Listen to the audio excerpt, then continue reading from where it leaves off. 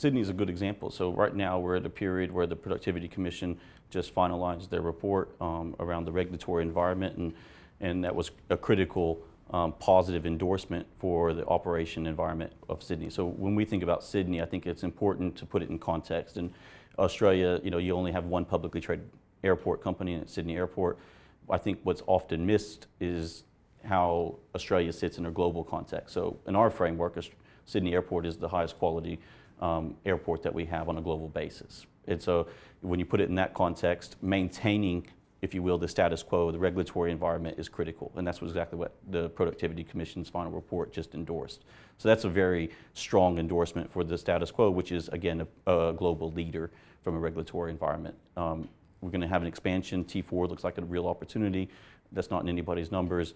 And so there's an opportunity there from a growth perspective outside of just the typical income bin that people tend to look through for Sydney Airport. And currently, right now, traffic is slightly, it is weak. It has decelerated from its previous strong growth. But for long-term investors, that's historically been a really good buying opportunity.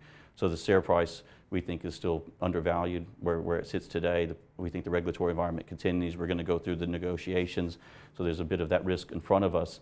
But that's risk that we're happy to underwrite as specialist investors, because we feel like we have our competitive advantage on how those outcomes are going to be resolved.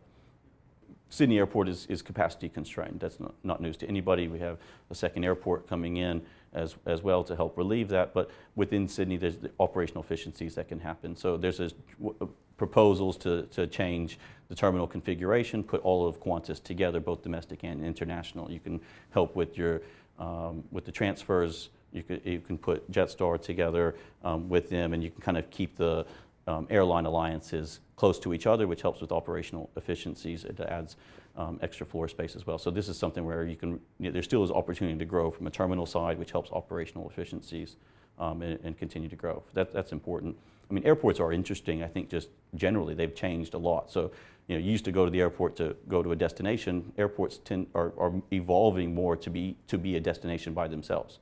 So the amount of time that people, again, this is going through just demographics in general, but when we think about millennials overall and experiences, this is something, one, going there to a destination is going to be more and more important as people, travel more and fly more from a demographic perspective, but also they want the airport to be an experience in and of itself.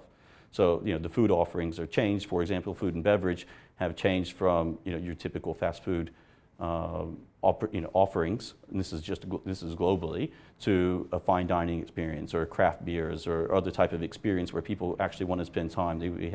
We're seeing exercise facilities and yoga and other type of things that are part of an airport, and Sydney's well placed. So being its proximity, about 10 Ks to the CBD, it can be a place where you can go, you can spend time. You don't have to just go there to get through security and get onto where your destination is. It can be a destination by itself.